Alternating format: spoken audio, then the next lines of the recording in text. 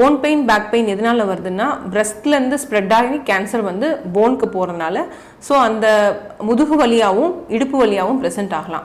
So females menopause touch பண்ண females 45 to 55 இருக்க females வந்து போன் பெயின் பேக் பெயின் இருந்துச்சுன்னா அதை இக்னோர் பண்ண வேணாம். அது சிக்னிஃபிகண்ட்டாக அதை எடுத்துக்கிறது ரொம்ப நல்லது. எல்லா breast cancer, not only cancer patient, breast cancer for any cancer the weight loss will be very significant weight லாஸ்ன்னு சொல்லுவோம். அதாவது ரொம்ப குறுகிய காலத்தில் சீக்கிரம் வெயிட் குறையிறது, அதாவது ரொம்ப நாளாக வெயிட் குறையிறது இல்லாமல் ரொம்ப ஒரு 3 months to 4 monthsலேயே வந்து நான் 10 kg குறைஞ்சேன் டாக்டர் அப்படின்னு சொல்லுவாங்க. பிரஸ்ட் கேன்சர் வரதுக்கு காரணம் என்ன டாக்டர்? அதே மாதிரி பார்த்தீங்கன்னா அது யாருக்கெல்லாம் வரும் அதை பற்றி கொஞ்சம் சொல்லுங்கள் doctor. Especially the people who are very congested and living in a congested environment, அவங்களுக்கு வந்து அந்த லெட் அவுட்டே இருக்காது, எமோஷன்ஸாக ரொம்ப டிப்ரெசிவாக ஃபீல் பண்ணுவாங்க, ரொம்ப சோகமாகவே இருப்பாங்க, ஆங்க்ரியாக இருப்பாங்க, ஆங்ஸைட்டியாக இருப்பாங்க. இந்த மாதிரி பேஷண்ட்ஸ்லாம் வந்து அவங்களுக்கு பிரஸ்ட் கேன்சர் ரிஸ்க் வந்து அதிகம். என்ன டாக்டர் இப்படி சொல்கிறாங்க, எமோஷன்ஸ்க்கும் ரிஸ்க் கேன்சருக்கும் ரிஸ்க் இருக்கானா? கண்டிப்பாக இருக்குது. So we should learn to forgive people, we should learn to laugh, we should learn to connect with the nature. வணக்கம் நேயர்களே, இன்றைக்கு நம்ம பார்த்தீங்கன்னா நம்ம வீடியோவில் பிரஸ்ட் கேன்சர் எதனால் வருது அப்படிங்கிறத பற்றி நம்ம டீட்டெயிலாக பார்க்க போகிறோம். ஏன்னா நிறைய பேருக்கு பார்த்தீங்கன்னா அந்த பிரஸ்ட் கேன்சர் வருது அப்படிங்கிறது தெரியும், பட் அதை எப்படி சரி பண்ணலாம், அது எதனால் வருது, அதுக்குரிய ட்ரீட்மெண்ட் என்ன அப்படிங்கிறது நிறைய பேருக்கு தெரிய மாட்டேங்குது. ஸோ அதை பற்றி இன்றைக்கி நம்ம டாக்டர் பிரியா கிட்ட கேட்டு தெரிஞ்சுக்கலாம். டாக்டர், உங்களை பற்றி செல்ஃப் இன்ட்ரடக்ஷன் பண்ணுங்க டாக்டர். வணக்கம், நான் டாக்டர் பிரியா, கன்சல்டன்ட் பெத்தாலஜிஸ்ட். இன்றைக்கி வந்து நம்ம பிரஸ்ட் கேன்சரை பற்றி டீட்டெயிலாக பார்க்கலாம். ஸோ டாக்டர், இப்போ இன்றைக்கி பார்த்தீங்கன்னா அந்த பிரஸ்ட் கேன்சர் அப்படிங்கிறது பார்த்தீங்கன்னா நிறைய பேருக்கு வருது டாக்டர், பட் அது எதனால் வருது, அதுக்குரிய ட்ரீட்மெண்ட் என்ன அப்படிங்கிற ஒரு சரியான கைடன்ஸ் வந்து யாருக்குமே இருக்க மாட்டேங்குது. இந்த பிரஸ்ட் கேன்சர் எதனால் வருது, அதுக்குரிய அறிகுறிகள் என்னென்ன, அதை பற்றி கொஞ்சம் விளக்கமாக சொல்லுங்கள் டாக்டர். ஓகே, இப்போ பிரஸ்ட் கேன்சர் பார்த்தீங்கன்னா முன்னாடி இந்த மாதிரி இல்லை, இப்போ எல்லாத்துக்கும் வந்து நிறைய பேருக்கு பிரஸ்ட் கேன்சர் வருது. இப்போ யங்கர் ஏஜ் பீப்புள் கூட நிறைய பேர் பிரஸ்ட் கேன்சர்னால அஃபெக்ட் ஆகிறாங்க. அதுக்கு ரீசன் என்னன்னு பார்த்தீங்கன்னா, ஃபோர்மோஸ்ட் ரீசன் பார்த்தீங்கன்னா க்ரானிக் ஸ்ட்ரெஸ் தான் one of the factor for any cancer, not only the breast cancer. Chronic stress இருக்கும் போது பாடி ஆல்வேஸ் அந்த செல்ஸ் எல்லாமே வந்து க்ரானிக்காக ஸ்ட்ரெஸ்லேயே இருக்கும். செகண்ட் ஃபேக்டர் பார்த்தீங்கன்னா நியூட்ரிஷனல் டெஃபிஷியன்சியில் most common nutrition associated with the risk of breast கேன்சர்னு பார்த்தீங்கன்னா வைட்டமின் டி லெவல்ஸ் வந்து எல்லா பிரஸ்ட் கேன்சர் பேஷண்ட்ஸ்க்கும் ரொம்ப கம்மியாக தான் இருக்கும். ஒரு ஸ்டெடியே இருக்குது. Vitamin D patients, vitamin D low லெவலில் இருக்க பேஷண்ட்ஸ்க்கு எல்லாருமே வந்து increased risk of breast cancer. Not only breast cancer, in case of men it is associated with prostate cancer also. So this is the risk for breast cancer. மற்ற risk பார்த்தீங்கன்னா, இப்போ இருக்க environment சூழ்நிலை பார்த்தீங்கன்னா நிறைய பேர் வந்து டியோட்ரன்ஸ் இதெல்லாம் யூஸ் பண்ணுறோம். இதெல்லாம் வந்து நம்ம வந்து அடிக்கும்போது அதில் இருக்க அலுமினியம் கண்டென்ட், ஹெவி மெட்டல்ஸ்னு சொல்லுவோம். Heavy metals also play a major role in breast cancer. அதில் வந்து மெயினாக வந்து aluminium plays a major role. Further factors பார்த்தீங்கன்னா iodine deficiency and magnesium deficiency. So இதெல்லாமே வந்து ஒரு ஹார்மோனல் ரிலேட்டடாக தான் வரும். இதெல்லாம் பார்க்கும்போது அந்த பேஷண்ட்ஸ்க்கு வந்து மோஸ்ட்லி வந்து ஈஸ்ட்ரோஜன் டாமினன்ட் அப்படியா இருப்பாங்க. ஸோ அந்த ஹார்மோன் வந்து ரெஸ்பான்சிபிள் ஃபார் பிரஸ்ட் கேன்சர் வந்து ஈஸ்ட்ரோஜன் சொல்லுவோம். அந்த ஈஸ்ட்ரோஜன் ஹார்மோன் வந்து எதனால் அதிகமாக இருக்குது அப்படின்னு பார்த்தீங்கன்னா, அவங்களுக்குலாம் வந்து இந்த டெஃபிஷியன்சி கண்டிப்பாக இருக்கும். அயோடின் டெஃபிஷியன்சி இருக்கும், மெக்னீஷியம் டெஃபிஷியன்சி இருக்கும். ஸோ அது வந்து இந்த டெஃபிஷியண்ட்டாக இருக்கிறதுனால அந்த ஹார்மோனல் இம்பேலன்ஸ்னால பிரஸ்ட் கேன்சர் வரதுக்கு வாய்ப்புகள் இருக்குது. ஸோ இப்போ அது மட்டும் இல்லாமல் அதர் ஃபேக்டர்ஸ் அப்படின்னு பார்த்தீங்கன்னா, மேஜர் ஃபேக்டர் நான் இன்னொன்று சொல்லுவேன், லிம்ஃபேட்டிக்ஸ். அந்த லிம்ஃபேட்டிக்ஸுங்கிறது வந்து பாடியில் இருக்க நச்சுக்களை வந்து வெளியில் எடுத்துகிட்டு போகும். அந்த நச்சுக்கள் வந்து தேங்கிக்கிட்டே இருக்கும்போது தான் வந்து பாடியில் வந்து எந்த இடமா இருந்தாலும் அது கேன்சர் செல்ஸாக வந்துடும். இப்போ நம்ம பாடியில் வந்து லிம்ஃபேட்டிக்ஸுங்கிறது மார்பகத்தை சுற்றியும் இருக்கும். அந்த மார்பகத்தை சுற்றி இருக்க லிம்ஃபேட்டிக்ஸ் வந்து அந்த இடத்துல கலெக்ட் ஆகிற நச்சுக்கள் எல்லாம் வந்து ட்ரைன் பண்ணி எக்ஸ்க்ரீட் பண்ணும், கிட்னியில் வழியாக எக்ஸ்க்ரீட் பண்ணும். அப்படி அதனால எக்ஸ்க்ரீட் பண்ண முடியாமல் அது பிளாக்காக இருக்கும்போது தான் வந்து அந்த நச்சுக்கள் சேர ஆரம்பிக்கும். அந்த நச்சுக்கள் எங்கே சேர ஆரம்பிக்கும்? அந்த லிம்ஃபேட்டிக்ஸில் இருக்க செல்ஸில் சேர ஆரம்பிக்கும். அப்படி சேர ஆரம்பிக்கும் போது அங்கே இருக்க செல்ஸில் வந்து மியூட்டேட் ஆகி அது more prone for cancerous. So less movement for lymphatics, அதாவது லிம்ஃபேட்டிக்ஸ் வந்து டைட்டாக இருக்கிறது, மூமெண்ட் இல்லாமல் இருக்கிறது. ஸோ இது என்னென்ன காசஸ்லாம் வரலாம்னா, women who are working women they do use lot of tight constructed dresses அந்த மாதிரி போடும்போது அந்த லிம்ஃபேட்டிக்ஸ் வந்து பிளாக் ஆகும். அந்த பிளாக் ஆகும்போது அதோட எக்ஸிட் பாத்வே வந்து போக முடியாமல் இருக்கிறதுனால அதுக்கு அங்கேயே கலெக்ட் ஆக ஆரம்பிச்சிடும். எல்லா நச்சுக்களும் வந்து அந்த இடத்துல கலெக்ட் ஆக ஆரம்பிச்சிடும். ஸோ அந்த lymphatic blockage is a major reason for breast cancer in a female with increased risk. So doctor, இப்போ அடுத்ததாக பார்த்தீங்கன்னா அந்த பிரஸ்ட் கேன்சர்னு சொல்லக்கூடிய அந்த மார்பக புற்றுநோய், அதோட ஆரம்ப நிலை என்ன, அதை எப்படி நம்ம கண்டறிகிறது, அதை பற்றி கொஞ்சம் விளக்கமாக சொல்லுங்கள் டாக்டர். ஓகே, இப்போ ஆரம்ப நிலைன்னு பார்த்தீங்கன்னா எந்த ஒரு கேன்சர்னாலும் ஃபர்ஸ்ட் வந்து ஒரு கட்டி மாதிரி தான் இருக்கும். அது வந்து எதிர் இந்த ஃபார்ம் ஆஃப் சின்னதாக ஸ்டார்ட் ஆகிட்டு அப்புறம் பெருசாக வளர ஆரம்பிக்கும். அப்படி இல்லையா அதோட சைன் வந்து பெயின், அதுதான் ஃபர்ஸ்ட் சிம்டமாக இருக்கும். பாடி ஃபுல்லாக பெயினாக இருக்கும், இல்லை லோக்கலைஸ்ட் பெயினாக இருக்கும். இப்போ பிரஸ்ட் கேன்சர்னால் மார்பகத்தில் மட்டும் வலி இருக்கலாம், இல்லை மார்பகத்தை சுற்றி இருக்க அந்த வலி வந்து ஸ்ப்ரெட்டாகவும் ஆகலாம். கை வலியும், கை தூக்க முடியாமல் வலிக்கலாம், அந்த மாதிரி கூட ஸ்ப்ரெட் ஆகலாம். எங்கள்கிட்ட ஒரு பேஷண்ட் வந்தாங்க, அவங்களோட ஃபர்ஸ்ட் சிம்டம் பார்த்தீங்கன்னா bone pain, back pain. So அது கூட ஒரு பிரஸ்ட் கேன்சர் சிம்டமாக இருக்கலாம்னா கண்டிப்பாக இருக்கலாம். போன் பெயின், பேக் பெயின் எதனால வருதுன்னா பிரஸ்ட்லேருந்து ஸ்ப்ரெட் ஆகி கேன்சர் வந்து போனுக்கு போகிறதுனால. ஸோ அந்த முதுகு வலியாகவும் இடுப்பு வலியாகவும் ப்ரெசென்ட் ஆகலாம். ஸோ ஃபீமேல்ஸ், மெனோபாஸ் டச் பண்ண ஃபீமேல்ஸ் 45 to 55 இருக்க ஃபீமேல்ஸ் வந்து போன் பெயின், பேக் பெயின் இருந்துச்சுன்னா அதை இக்னோர் பண்ண வேணாம், அது சிக்னிஃபிகண்ட்டாக அதை எடுத்துக்கிறது ரொம்ப நல்லது. ஸோ அது வந்து ஒரு டெஸ்ட் பண்ணி ஒரு மேமோகிராம் எடுத்து பார்க்குறது ரொம்ப நல்லது. ஸோ இது வந்து ஒரு ஃபர்ஸ்ட் சிம்டம், பெயின் அண்ட் ஒரு ஸ்வெல்லிங் மாதிரி இருக்கிறது, லம்ப் இன் த பிரெஸ்ட் அப்படின்னு சொல்லுவோம். அதுக்கு அடுத்தபடியாக பார்த்தீங்கன்னா வெயிட் லாஸ். உங்களுக்கு எல்லா breast cancer, not only cancer patient, breast cancer, for any cancer, the weight loss will be very significant weight loss ன்னு சொல்லுவோம். அதாவது ரொம்ப குறுகிய காலத்தில் சீக்கிரம் வெயிட் குறையிறது, அதாவது ரொம்ப நாளாக வெயிட் குறையிறது இல்லாமல் ரொம்ப ஒரு 3 months to 4 monthsலேயே வந்து நான் 10 kg குறைஞ்சேன் டாக்டர் அப்படின்னு சொல்லுவாங்க. அப்படிங்கும்போது ஃபர்ஸ்ட் சைன் வந்து நம்ம என்ன நோட் பண்ணணும்னா ஆன்கோயிங் ஏதோ கேன்சர் ப்ராசஸ் போயிட்டுருக்கு. ஸோ வெயிட் லாஸ் இருந்துச்சுன்னா early sign for கேன்சர். அப்புறம் ஹார்மோனல் இம்பேலன்ஸ் எப்படி இருக்கலாம், ஏதாவது இந்த ஃபார்ம் ஆஃப் நம்ம ஸ்கின்ல ரிஃப்ளெக்ட் ஆகலாம். மெலாஸ்மா அப்படின்னு சொல்லுவாங்க. Melasma is a sign of estrogen dominant. So இந்த ஈஸ்ட்ரோஜன் டாமினன்ட் இருக்க கேன்சர்ஸ் எல்லாத்துக்குமே வந்து ஸ்கின்ல ரிஃப்ளெக்ட் ஆகிற சைன் வந்து மெலாஸ்மா.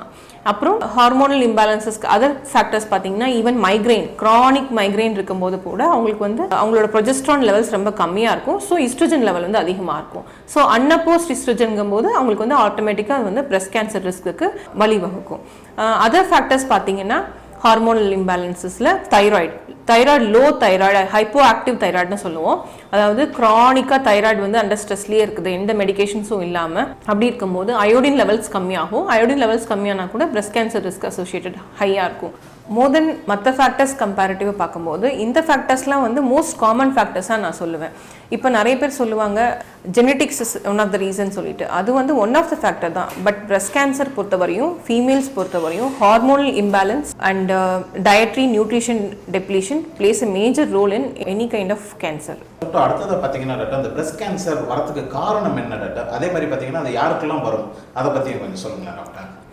பிரஸ்ட் கேன்சர் வந்து இப்போ வந்து ஏஜ் பார்த்தீங்கன்னா பெரிமெனோபாஸ் அண்ட் மெனோபாஸ். பெரிமெனோபாஸ்னால் மெனோபாஸ்க்கு முன்னாடி, அப்போ வந்து ஃப்ரம் த ஏஜ் ஆஃப் 40லேருந்து 45, ஃப்ரம் 45லேருந்து 55 இவங்கெல்லாம் வந்து அட்ரிஸ்க் பேஷண்ட்ஸ். அதாவது அவங்களுக்கு தான் அந்த ஹார்மோனல் இம்பேலன்ஸ் ஸ்டார்ட் பண்ண ஆரம்பிச்சிருக்கும். ஸோ அப்போ அவங்களுக்கு வந்து அந்த பிரஸ்ட் கேன்சர் ரிஸ்க் வந்து ரொம்ப அதிகம்.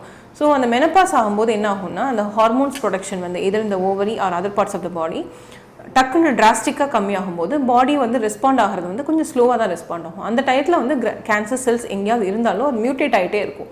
So this is the reason for one of the reason. Age is one of the risk factor for any other cancer including the breast cancer. Second factor பார்த்தீங்கன்னா as we ages, nutrition depletion, lack of nutrition. நான் முன்னாடி சொன்ன மாதிரி low iodine level and low magnesium levels and even low vitamin D levels play a major role in any cancer including the breast cancer. Third factor பார்த்தீங்கன்னா genetics வந்து அம்மாவுக்கும் இருந்திருக்கும், கடைசியில் இவங்களுக்கும் வரதுக்கு சான்சஸ் இருக்குது. பட் அது ரொம்ப கம்மி தான். அது வந்து முன்னாடி இந்த ஜென்ரேஷன்ஸ்க்கு இருந்திருக்கலாம், பட் இப்போ வர ஜென்ரேஷன்ஸ்க்கு ரொம்ப கம்மி தான். Genetics plays very less factor for breast cancer. அடுத்தபடியாக பார்த்தீங்கன்னா நான் முன்னாடியே சொன்ன மாதிரி டியோட்ரன்ஸ் யூசேஜ், அதிகமாக டியோட்ரன்ஸ் யூஸ் பண்ணுறது, அப்புறம் லிம்ஃபாட்டிக் வந்து பிளாக் பண்ணி வைக்கிறது, இதெல்லாம் வந்து major risk factor for breast cancer. And one more factor which plays a major role அப்படின்னு பார்த்தீங்கன்னா எமோஷன்ஸ் லெட் அவுட் பண்ணாத எமோஷன்ஸ் வந்து கேன்சருக்கு வந்து major risk factor. Especially the people who are very congested and living in a congested environment, அவங்களுக்கு வந்து அந்த let அவுட்டே இருக்காது. எமோஷன்ஸ் ரொம்ப டிப்ரெசிவாக ஃபீல் பண்ணுவாங்க, ரொம்ப சோகமாகவே இருப்பாங்க, ஆங்க்ரியாக இருப்பாங்க, ஆங்ஸைட்டியாக இருப்பாங்க. இந்த மாதிரி பேஷண்ட்ஸ்லாம் வந்து அவங்களுக்கு பிரஸ்ட் கேன்சர் ரிஸ்க் வந்து அதிகம். என்ன டாக்டர் இப்படி சொல்கிறாங்க, எமோஷன்ஸ்க்கும் ரிஸ்க் கேன்சருக்கும் ரிஸ்க் இருக்கானா? கண்டிப்பாக இருக்குது. So we should learn to forgive people, we should learn to laugh, we should learn to connect with the nature. The more we connect with the nature, the more we are connected to the environment. So அப்படி இருக்கும்போது நம்மளுக்கு வந்து cancer risk வந்து ரொம்ப கம்மி. So we should live in an oxygen rich environment. இதுவும் one of the major factor for cancer. So breast பார்த்தீங்கன்னா அது வந்து ஆக்சிஜன் டெப்ரைவ் ஆகும்போது அந்த செல்ஸ் எல்லாம் வந்து மியூட்டேட் ஆக ஆரம்பிக்கும். ஸோ கேன்சர் வளர்கிறதுக்கு காரணம் என்னென்னா அந்த இடத்துல வந்து ஆக்சிஜன் கம்மியாக இருக்கிறது. ஸோ ஆக்சிஜன் ரிச் என்விரான்மெண்ட்டாக இருந்தால் கூட அந்த பிரஸ்ட் கேன்சர் செல்ஸ் வந்து பரவாமல் இருக்கும். அதுவும் ஒன் ஆஃப் த ரீசன் தான். இப்போ அடுத்ததாக பார்த்தீங்கன்னா டாக்டர், அந்த பெண்களை அதிகமாக பாதிக்கும் புற்றுநோய்கள் அதெல்லாம் என்னென்ன டாக்டர், அதை பற்றியும் சொல்லுங்க. கண்டிப்பாக சார். இப்போ பெண்களுக்கு வந்து நம்ம 4 வகையான புற்றுநோய்கள் ரொம்ப காமன். அதில் ஃபர்ஸ்ட் வந்து பார்த்தீங்கன்னா பிரஸ்ட் கேன்சர், அது நம்ம ஆல்ரெடி டிஸ்கஸ் பண்ணிட்டோம். அதுக்கு அடுத்தபடியாக பார்த்தீங்கன்னா யூட்ரைன் கேன்சர்ஸ்னு சொல்லுவோம். யூட்ரஸில் இருக்க கட்டிகள் நீர்க்கட்டிகளாக இருக்கலாம், அந்த நீர்க்கட்டிகள் வந்து கேன்சராக மாறலாம். ஸோ இது எதனால் வருது அப்படின்னா again it comes to the hormonal imbalance. அதே மாதிரி அதை வந்து இயர்லியாகவே பார்க்காம இருக்காங்க. ஸோ ஒரு சின்ன சிம்டம் பாடி காமிச்சா கூட அதை வந்து இயர்லியாக வந்து டயக்னோஸ் பண்ணி ட்ரீட்மெண்ட் பண்ணுறது ரொம்ப நல்லது. இப்போ ரொம்ப நாளாக வெயிட் லாஸ் ஆகிட்டே இருக்குது அப்படின்னா அந்த சிம்டம்ஸை நம்ம கன்சிடர் பண்ணிக்கணும். இப்போ வெயிட் லாஸ் தானே, அது ஒன்றும் பெரிய விஷயம் இல்லைன்னு நினைக்கக்கூடாது. அதே மாதிரி பெண்களுக்கு அடுத்தபடியாக வர கேன்சர் பார்த்தீங்கன்னா சர்வைக்கல் கேன்சர். சர்வைக்கல் கேன்சர் வந்து அந்த யூட்ரஸ்க்கு கீழே இருக்க ஒரு ஆர்கன் தான் வந்து சர்வெக்ஸ்ன்னு சொல்லுவோம். அந்த சர்வெக்ஸில் வந்து மோஸ்ட் காமன் வந்து இப்போது வந்து ரொம்ப அதிகமாக வந்துட்டுருக்கு சர்வைக்கல் கேன்சர். அதுக்கு ரீசன் வந்து ஹியூமன் பேப்பிலோமா வைரஸ்ன்னு சொல்லிட்டு ஒரு வைரஸ்.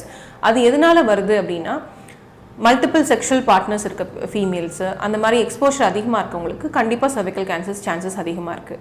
ஸோ அவங்க அதை எப்படி ப்ரிவென்ட் பண்ணிக்கலாம் அப்படின்னு பார்த்தீங்கன்னா அவங்க வந்து இயர்லியாகவே அவங்க செக்ஷுவல் ஆக்டிவிட்டி ஆரம்பிக்கிறதுக்கு முன்னாடியே வந்து அவங்க அதுக்கான வேக்சினேஷன் எடுத்துக்கிட்டால் கண்டிப்பாக அந்த கேன்சரை வந்து ப்ரிவென்ட் பண்ண முடியும் நம்மளால்.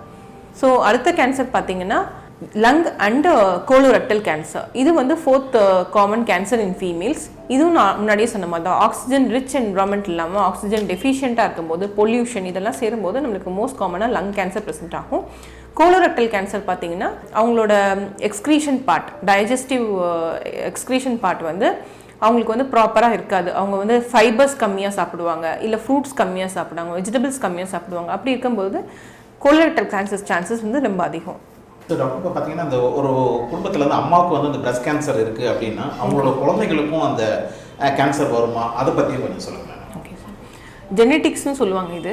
ஸோ எங்கள் பேரண்ட்ஸ்க்கு இருக்குது, எனக்கும் வருமா டாக்டர், நிறைய பேர் எங்கள்கிட்ட வந்து கேட்பாங்க. பட் நான் என்ன சொல்வேன்னா அப்படி வர்றதுக்கு சான்சஸ் அவங்களோட ஜீனோலேருந்து இன்ஹெரிட் ஆகியிருந்தால் கூட அதை நம்ம ப்ரிவென்ட் பண்ணுறதுக்கான ட்ரீட்மெண்ட்ஸ் இருக்குது. அதை ப்ரிவென்ட் நம்ம daily day to day life ஸ்டைலில் கூட நம்ம ப்ரிவென்ட் பண்ணிக்கலாம். ஸோ அந்த பேரண்ட்ஸ் டு கிட்ஸ் அவங்க அம்மாவுக்கு இருந்து தான் பொண்ணுக்கு வரும் அப்படிங்கிற நினைக்கிறதுக்கான காரணம் வந்து அந்த ஜீன் தான். அந்த ஜீன் பேர் BRCA1 சொல்லுவோம். இந்த BRCA1 அண்ட் BRCA2 ஜீன் தான் வந்து அந்த மோஸ்ட் காமன் மியூட்டேஷன் ஃப்ரம் அம்மாட்டிலேருந்து பொண்ணுக்கு வரதுக்கு. அது வந்து இருக்கான்னு செக் பண்ணிக்கிறதுக்கு கூட நமக்கு சான்சஸ் இருக்குது. நம்மளோட அதுக்கான டெஸ்ட்டும் இருக்குது. அதோட ரிஸ்க் பார்த்துட்டா நம்மளுக்கு வந்து ப்ரிவென்ட் பண்ணிக்கலாம். இன் ஃபியூச்சர் வர மாதிரி இருந்தால் கூட நம்ம ப்ரிவென்ட் பண்ணிக்கலாம். பட் அப்படி இல்லாமல் எனக்கு வருமா அப்படிங்கிற பயத்திலே இருந்தீங்கன்னா அவங்களோட லைஃப் ஸ்டைல் சேஞ்சஸ் நீங்கள் மாற்றணும். கண்டிப்பாக வந்து டயட்ரி சேஞ்சஸ் மாற்றணும். உங்களோட பாடியை வந்து you keep your body always moving. அந்த மூவ்மெண்ட் பண்ண அந்த லிம்ஃபாட்டிக் ஃப்ளோ அதிகமாகும். எதர் இந்த form of walking or lymphatic massage or either இந்த ஃபார்ம் ஆஃப் டீடாக்ஸ். ஸோ இதெல்லாம் பண்ணும்போது உங்கள் லிம்ஃப் ஃப்ளோ வந்து அதிகமாக இருக்கும். அப்படி இருக்கும்போது உங்களுக்கு அந்த ட்ரைனேஜ் பாத்வே கிளியராக இருக்கும். ஸோ இதெல்லாம் பண்ணும்போது சான்சஸ் கண்டிப்பாக குறைக்கலாம். அதே மாதிரி அந்த 10% சான்சஸ் ஒன்லி அம்மாட்டு வந்து பொண்ணுக்கு வரதுக்கு, மிச்சம் 90% சான்சஸ்லாம் நான் ஆல்ரெடி டிஸ்கஸ் பண்ணது தான். ஸோ அந்த 10% ஃபேக்டர் நினச்சி யாரும் பயப்பட வேணாம். இப்போ பார்த்தீங்கன்னா இந்த புற்றுநோய் அப்படிங்கிறது வந்து ஒரு உயிர்கொல்லி நோய் அப்படிங்கிற மாதிரி எல்லாருக்குமே இருக்கும். அப்படிப்பட்ட அந்த புற்றுநோய் வராமல் தடுக்கணும்னா அவங்க என்னென்ன வழிமுறைகள்லாம் கடைபிடிக்கணும், அதை பற்றி சொல்லுங்கள். கண்டிப்பாக சார். இப்போ புற்றுநோய் பார்த்தீங்கன்னா இப்போ வந்து எல்லாத்துக்குமே அது ஒரு பெரிய பயமாக இருக்குது. முன்னாடி இந்த ஜென்ரேஷன் மாதிரி இப்போ இல்லை. இப்போ பார்த்தீங்கன்னா ரொம்ப ரேட் வந்து கேன்சர் ரேட் எல்லாத்து வீட்லேயும் ஒரு கேன்சர் பேஷண்ட் இருக்காங்க. அப்படி இல்லையா அவங்க சொந்தக்காரவங்க வீட்டில் ஒருத்தவங்க இருக்காங்க, அவங்க ஃபேமிலி மெம்பரே ஒருத்தவங்க அஃபெக்ட் ஆகிருக்காங்க. அதில் குறிப்பாக பார்த்தீங்கன்னா பிரஸ்ட் கேன்சர் வந்து எல்லாத்து வீட்லேயுமே ஆல்மோஸ்ட் அந்த சர்க்கிளில் பார்த்தீங்கன்னா ஏதாவது ஒரு ஃபீமேலாவது அதில் கண்டிப்பாக அஃபெக்ட் ஆகிருப்பாங்க. அதுக்கு ரீசன் அதை எப்படி நம்ம ப்ரிவென்ட் பண்ணிக்கலாங்கிறத பற்றி நம்ம கண்டிப்பாக சொல்லியே ஆகும். அதில் மெயின் ஃபஸ்ட் ஃபேக்டர் பார்த்தீங்கன்னா நான் முன்னாடியே சொன்ன மாதிரி லிம்ஃபாட்டிக் ஃப்ளோ. அந்த லிம்ஃபாட்டிக் ஃப்ளோ வந்து இன்க்ரீஸ் பண்ணணும். அது வந்து நம்ம டைட் ட்ரெஸ்ஸஸ் வியர் பண்ணுறது, அதே மாதிரி அந்த மூமெண்ட்டை வந்து கம்ப்ரெஸ் பண்ணுறது, அதெல்லாம் இருக்கக்கூடாது. செகண்ட் வந்து அவங்களோட ஹார்மோன்ஸ் வந்து அப்பப்போ செக் பண்ணிக்கணும். எப்பயுமே வந்து ஒரு 40 இயர்ஸ்க்கு மேலே போது ஹார்மோன் அனாலிசிஸ் பண்ணுறது ரொம்ப ரொம்ப நல்லது. அதை செக் பண்ணிவிட்டு அதுக்கேற்ற மாதிரி ட்ரீட்மெண்ட் பண்ணுறது கேன்சர் வர ரிஸ்க்கை வந்து கம்மி பண்ணும். இப்போ வந்து நான் முன்னாடியே சொன்னேன்ல, ஈஸ்ட்ரோஜன் டாமினண்ட்டாக இருக்க பேஷண்ட்ஸ்க்கு அவங்களுக்கு வந்து கேன்சர் ரிஸ்க் அதிகம். ஸோ அந்த ஈஸ்ட்ரோஜன் ஹார்மோனை பேலன்ஸ் பண்ணிட்டோம்னா கண்டிப்பாக வந்து ஃபியூச்சரில் வர ரிஸ்க்கை நம்ம கம்மி பண்ணிக்கலாம். அடுத்தபடியாக பார்த்தீங்கன்னா vitamin D and sun. So sun exposure கண்டிப்பாக இருக்கணும். வைட்டமின் டி எடுத்துக்கணும். Low levels of vitamin D இருக்கக்கூடாது. அதுக்கடுத்த விஷயம் பார்த்தீங்கன்னா ஃபீமேல்ஸ் வந்து எப்பயுமே வந்து அவங்களோட எமோஷன்ஸை லெட் அவுட் பண்ணிடணும். எப்பயுமே you should not keep the emotions into them and they should learn the habit of forgiveness. இதெல்லாம் கூட ஒரு கேன்சருக்கு ஒரு ரோல் ப்ளே பண்ணுதுங்கிற ஒரு ஸ்டடீஸ் இருக்குது. ஸோ நான் இதை சொல்கிறேன்னு நீங்கள் அதை அசால்ட்டாக எடுக்க வேணாம். So this are all the factors which can prevent the future risk of breast cancer. And also இது பிரஸ்ட் கேன்சர் வரதுக்கு முன்னாடி ஒரு அறிகுறிகள் காமிக்கும் உங்களுக்கு. ஏர்லி ஏஜ்லேயே இப்போ 25 to 30 இயர்ஸ்லேயே வந்து உங்களுக்கு ஃபைப்ரோசிஸ்டிக் டிசீஸ் அப்படின்னு சொல்லுவோம். இந்த பிரெஸ்ட்டில் வந்து ஒரு சின்ன சிஸ்ட் மாதிரி இருக்கும், கட்டி மாதிரி இருக்கும். பட் ஆனால் அந்த கேன்சர் கட்டி இல்லை. அந்த வந்து சின்ன வயசில் வந்திருந்ததுன்னா கண்டிப்பாக அவங்களுக்கு ரிஸ்க் வந்து இன் ஃபியூச்சரில் ஒரு 45-50 இயர்ஸில் கண்டிப்பாக அவங்களுக்கு அதிகம். ஸோ அவங்க வந்து ரொம்ப ஸ்பெசிஃபிக்காக கேர் எடுத்துக்கணும். மேமோகிராம் ரிப்பீட்டடாக பண்ணிக்கணும். தெர்மோகிராஃபின்னு இருக்குது, அந்த டெக்னிக்ஸ் கூட இப்போ வந்து ரேடியேஷன் எக்ஸ்போஷர் வந்து ரொம்ப கம்மியாக இருக்கும், அந்த டெக்னிக் கூட பண்ணலாம் நீங்கள். அப்புறம் மேமோகிராம், பிரெஸ்ட் செல்ஃப் எக்ஸாமினேஷன். நீங்கள் வந்து ஜென்ரலாக வந்து உங்கள் குளிக்கும் போது, உங்களோட ட்ரெஸ் மாற்றும் போது உங்களோட ப்ரெஸ்ட்டில் வந்து ஏதாவது கட்டி இருக்கா அப்படின்னு நீங்களே செல்ஃப் எக்ஸாமினேஷன் பண்ணிக்கிறதுக்கு ரொம்பவே நல்லது. பட் இதெல்லாமே வந்து உங்களுக்கு வந்து கண்டிப்பாக வந்து வந்ததுக்கு அப்புறம் தான் சொல்லுமே தவிர, வரதுக்கு முன்னாடி நீங்கள் ப்ரிவென்ட் பண்ணிக்கிறது உங்களோட லைஃப் ஸ்டைல் சேஞ்சஸ். நான் முன்னாடியே சொன்ன மாதிரி அந்த ஹார்மோன்ஸ்க்கு ஏற்ற மாதிரி உங்கள் பாடியை நீங்கள் அடாப்ட் பண்ணிக்கிறது தான். அதே மாதிரி ஃப்ரூட்ஸ் அண்ட் வெஜிடபிள்ஸ் வந்து கண்டிப்பாக ஃபீமேல்ஸ் நிறைய எடுத்துக்கணும், especially the carrots. Carrot has a power to detox the estrogen. So carrot juice fasting, அப்புறம் வந்து கேரட்ஸ் நிறைய ரா கேரட்ஸ் எடுத்துக்கிறது, ரா வெஜிடபிள்ஸ் எடுத்துக்கிறது, இதெல்லாமே வந்து ராவாக எடுத்துக்கணும். ஏன் நான் வந்து குக் பண்ண வேணாம்னு சொல்லும்போது, குக் பண்ணால் அதோட nature bio active nature, bio enzymatic நேச்சர்னு சொல்லுவோம், அது வந்து போயிடும். அப்போ வந்து குக் பண்ணும்போது ரொம்ப குக் பண்ணாமல் செமி குக்டு ஃபுட்ஸாக சாப்பிடணும். ஈவன் கேன்சர் அஃபெக்டட் பேஷண்ட்ஸ் வந்து அதை ராவாக சாப்பிட்றது தான் பெஸ்ட்னு சொல்கிறேன். Carrot has a major power in detoxing the oestrogen hormone which is responsible for the breast cancer. Sir doctor, அடுத்தது பார்த்தீங்கன்னா இந்த மேமோகிராம் அப்படிங்கிற ஒரு டெஸ்ட் வந்து நிறைய டாக்டர் ரெஃபர் பண்ணுவாங்க, எஸ்பெஷலி ஃபார் ஃபீமேல். அவங்களுக்கு அது எதனால் ரெஃபர் பண்ணுறாங்க, அது என்ன, அதனால் என்ன யூசஸ், அதுலேருந்து என்ன கண்டுபிடிப்பாங்க, அதை பற்றி சொல்லுங்கள் டாக்டர். பிரெஸ்ட் மேமோகிராஃபிக் எக்ஸாமினேஷன் சொல்லுவாங்க. அது எதுக்காக பண்ணுறோம் அப்படின்னா, பிரெஸ்ட்டில் ஏதாவது கட்டி இருந்துச்சுன்னா அது வந்து அது எப்படி இருக்குது, நார்மலாக இருக்கா இல்லை கேன்சர் கட்டி மாதிரி தெரியுதா அப்படின்னு எக்ஸாமின் பண்ணி பார்க்குறது தான் மேமோகிராம். அதே மாதிரி மேமோகிராம் ரிசல்ட்ஸில் வந்து ரிப்போர்ட்ஸில் பார்த்தீங்கன்னா ஒரு கிரேடிங் மாதிரி கொடுப்பாங்க. அதை பார்த்துட்டு நம்ம எந்த ஸ்டேஜில் இருக்கோமோ அதை வச்சு கண்டுபிடிச்சிக்கலாம். ஸோ அது மட்டும் இல்லாமல் மேமோகிராமில் ஏதாவது கட்டி தெரிஞ்சிச்சுன்னா அந்த மேமோகிராம் பண்ணும்போதே அதில் ஒரு நீட்டில் மாதிரி போட்டு அதுலேருந்து ஊசி எடுத்து அதுலேருந்து அந்த சத டெஸ்ட் எடுத்து ஹிஸ்டோபெத்தாலஜிக்கு அனுப்புவாங்க. அப்படி அனுப்பும்போது அது கேன்சராக இருக்கா நார்மலாக இருக்கான்னு சொல்லிடும். ஸோ இதெல்லாம் வந்து மேமோகிராமின் அட்வான்டேஜ்.